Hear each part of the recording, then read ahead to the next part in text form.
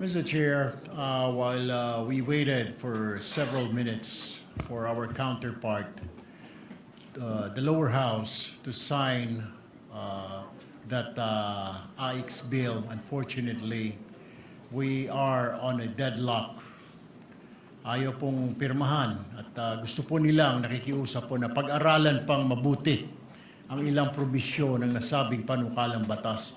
Partikular po ang Section 17 kung saan nakasaad po doon na bawal po ang politiko mamigay ng ayuda, lalo na po ng DSWD. Pag-aralan daw po nila doon. Hindi ko po maintindihan kung ano pa pong pag-aaralan pa. The section says, clearly specifies na bawal po ang isang politiko na mamigay ng ayuda na galing po sa DSWD mismo.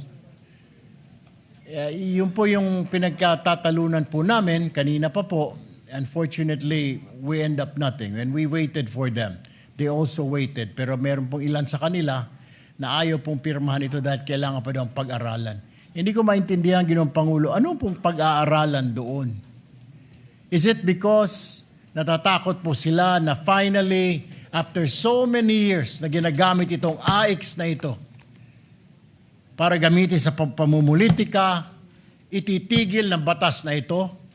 What is wrong with that, Mr. President? I don't see anything wrong na pagbabawalan ng politiko na mag-distribute ng pondo ng DSWD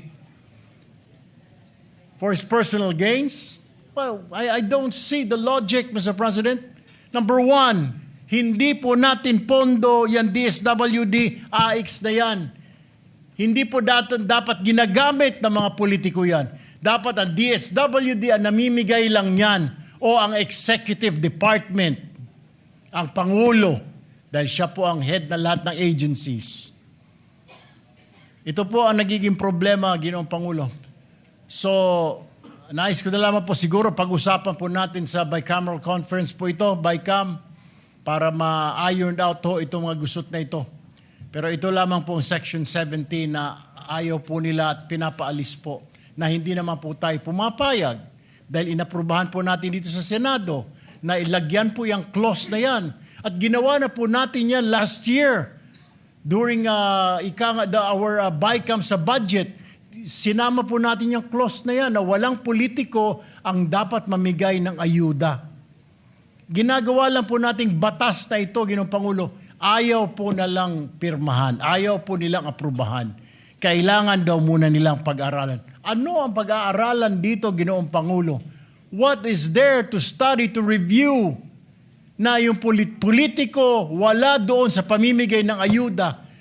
Dahil mapopoliticize na naman, magagamit na naman sa eleksyon, sasabihin na naman ng taong bayan, political patronage, para ikaw ay sunod-sunuran sa politiko na yan. Kung hindi mo iboto yung politiko na yan, kung hindi ka bobo, hindi ka makakatanggap ng ayuda sa politiko na yan. Matagal na po kasing ginagamit yan eh. Matagal na, Mr. President. It has long been a practice. Ako'y naririnig ko na ho yan na laging ginagamit po yung AIX na yan sa pamumudmod sa mga kababayan natin ang kapalit po ng kanilang boto. We are trying to stop that tradition or whatever you want to call it, trying to stop that practice na wag nang magamit ang AIX ng mga politiko. Bagkos dapat ibigay na lang sa mahihirap, Mr. President. And I'm sorry, Mr. President, that all of us waited for several hours, hoping that our counterpart would approve that. Unfortunately, it did not happen today. That's all, Mr. President.